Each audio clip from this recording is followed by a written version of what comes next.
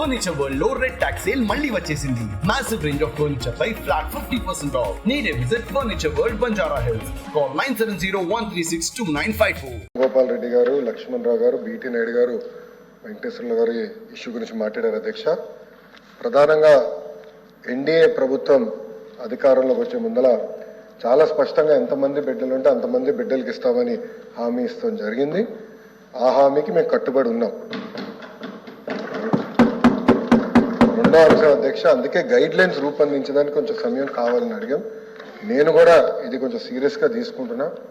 మంత్రులందరితో కూడా మేము చర్చిస్తున్నాం. గతంలో జరిగిన లోటుపాట్లు జరగకూడదనేది మా లక్ష్యం.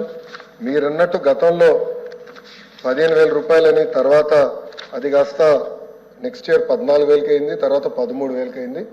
1,000 రూపాయలు టీఎంఎఫ్ అన్నారు, ఇంకో 1,000 రూపాయలు ఎస్ఎంఎఫ్ అని అది డబ్బులు తీసుకుంటాం జరిగింది. అంతేకాకుండా ఎలిజిబిలిటీ క్రైటీరియా కూడా మార్చడం జరిగింది అధ్యక్ష. గ్రామాలు వచ్చే గల 5,000 రూపాయలు నెలకు వస్తే ఆటోమేటిక్గా వాళ్ళు ఎలిజిబుల్ అనేది, 5,000 కన్నా తక్కువ వస్తే ఎలిజిబుల్ అన్నారు. అట్లా మళ్ళీ దాన్ని మార్చారు.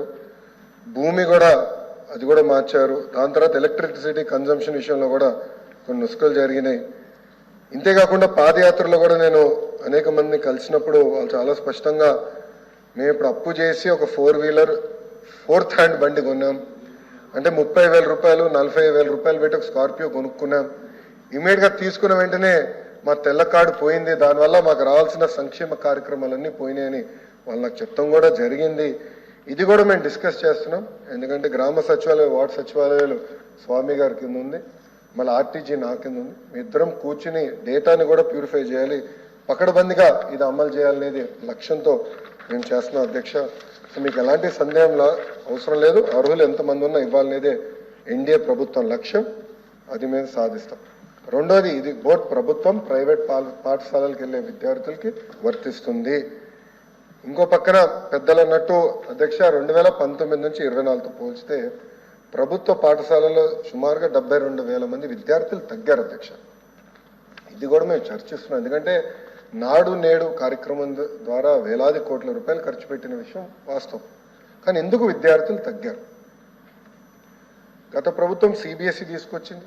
సిబిఎస్ఈ మళ్ళీ బోర్డ్ ఎగ్జామ్స్ అని పెట్టారు. తర్వాత ఐబీ గురించి ప్రస్తావించారు. టోఫుల్ గురించి కూడా ఒక ప్రశ్న ఉంది, దాని గురించి కూడా మాట్లాడతారు. కానీ నిర్ణయాలు తీసుకున్నప్పుడు, విద్యా రంగంలో నిర్ణయాలు తీసుకున్నప్పుడు చర్చించాల్సిన అవసరం ఉంది. యూనియన్లతో మాట్లాడాలి, ఉపాధ్యాయులతో మాట్లాడాలి, అందరినీ కూర్చోబెట్టి ఆమోద్యమైన పరిష్కారం వెతకాల్సిన అవసరం ఉంది అధ్యక్ష.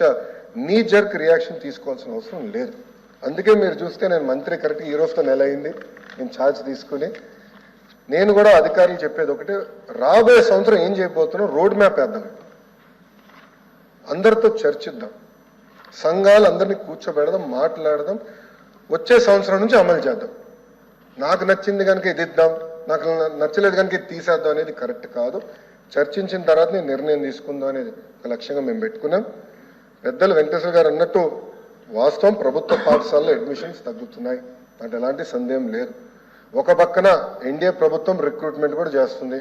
మీరు చూసారు, దాదాపు 16,000 మంది ఉపాధ్యాయుల రిక్రూట్మెంట్కి మేము తొలి అడిగేసాం. అది మేము నెక్స్ట్ అకాడమిక్ ఇయర్కి మేము పూర్తి చేస్తాం. కానీ ఇంకో పక్కన చూస్తే దాదాపు 11,000 పాఠశాలలో 10 కన్నా తక్కువ మంది విద్యార్థులు ఉన్నారు. ఎందుకున్నా, ఎలా అడ్మిషన్స్ పెంచాలి, నాణ్యత ఎలా పెంచాలి, అసెస్మెంట్ ఎలా చేయాలి, టెక్నాలజీతో జోడించి ఎలా చేయాలి, first grade, second grade, third grade pressure లేకుండా సిస్టమేటిక్ ఎట్లా చేయాలనేది కూడా మేము చర్చిస్తున్నాం. పక్క రాష్ట్రాల్లో కూడా ఏం జరుగుతుందో మేము చూస్తున్నాం. అటు ఉత్తరప్రదేశ్లో ఒక మోడల్ ఉంది, ఢిల్లీలో ఒక మోడల్ ఉంది, పక్క రాష్ట్రాల్లో కూడా ఏం జరుగుతుందో అందరం చర్చిస్తున్నాం. అధికారులు కూడా ఒక టీం వేసాం, వాళ్ళు కూడా వెళ్ళి చూస్తున్నారు. వాళ్ళు నివేదిక ఇచ్చినా నేను కూడా వెళ్ళాలనుకుంటున్నా. వెళ్ళి ఏం చేస్తున్నారో మోడల్ చూసి మన రాష్ట్రానికి కరెక్ట్ మోడల్ ఏంటనేది రూపొందించి అది మీ ముందర పెట్టి అందరు అభిప్రాయాలు తీసుకున్న తర్వాత మళ్ళీ ఆంధ్ర రాష్ట్ర ప్రజలు తల్లిదండ్రులు ముందర పెడతా వాళ్ళ అభిప్రాయాలు సేకరించిన తర్వాతనే వచ్చే అకాడమిక్ ఇయర్ నుంచి మేము అమలు చేస్తాం.